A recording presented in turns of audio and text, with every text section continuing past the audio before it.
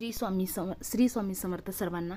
तर चला, माझ्या नवीन एका रेसिपीमध्ये तुमचे खूप सारे स्वागत आहे। अशी छानपैकी आंबे आलेले आहे। स्वच्छ त्या आंब्याला आपण पहिले धुवून घेणार आहे। धुवून घेतल्याच्या नंतर त्याला चोळून छान धुवून घ्यायचं व्यवस्थित, आणि नंतर धुवून घेतल्याच्या नंतर ना त्याला धुवून पुसून घ्यायचे छान। तर पुसल्याच्या नंतर सुकल्याच्या नंतर तर बघू शकता तुम्ही, असे कट करून घ्यायचे छानपैकी, छोटे छोटे आकारामध्ये छान कट करून घ्यायचे। तर असे कट करून घेतले ना तर आपलं लोणचं 2 वर्ष टिकू शकतं। एवढं छान लोणचं आपल्याला बनवायचं आहे आणि साधं सोपं आहे। तर सहज तुम्ही हे बनवू शकतात। आणि आता आंब्याचं सीजन आहे, तर हे आंबे सहज आपल्याला भेटतात, स्वस्त पण आहेत।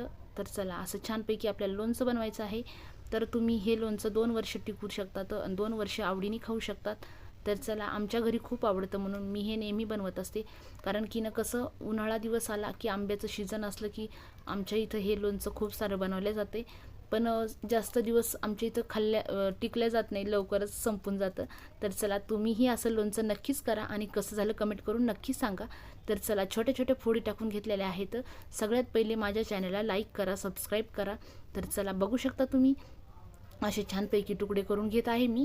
आणि चला, तुकडे करून बघू शकता तुम्ही, असे मस्तपैकी फोडी करून घेतलेल्या आहेत।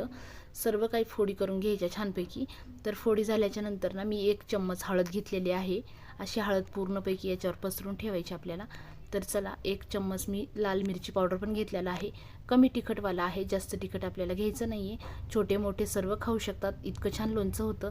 आणि ह्यानं छोट्या वाट्यांनी 2 वाट्या मी तेल कढून घेतलेलं आहे।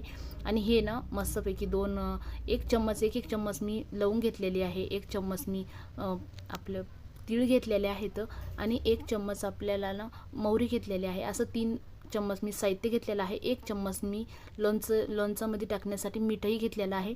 तर सर्व साहित्य यामध्ये टाकून घ्यायचं। सर्व साहित्य टाकल्याच्या नंतर याच्यावरती तेल टाकून घ्यायचं आपल्याला। कढून थंड करून घेतलेलं तेल आहे मी हे।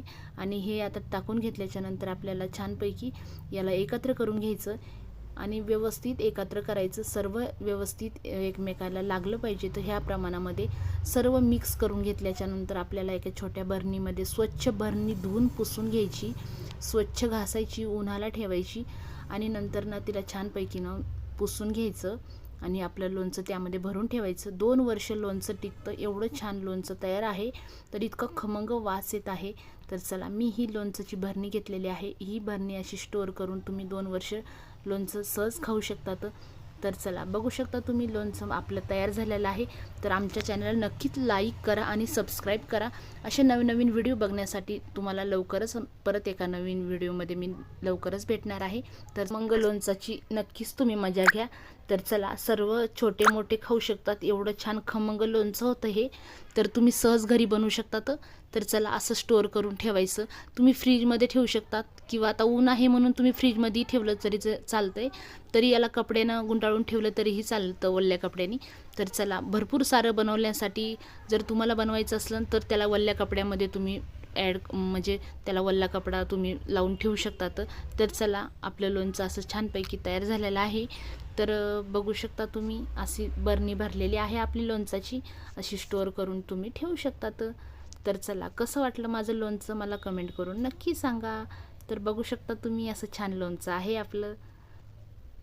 हा व्हिडिओ न स्किप करता बघण्याबद्दल खूप मोठा धन्यवाद।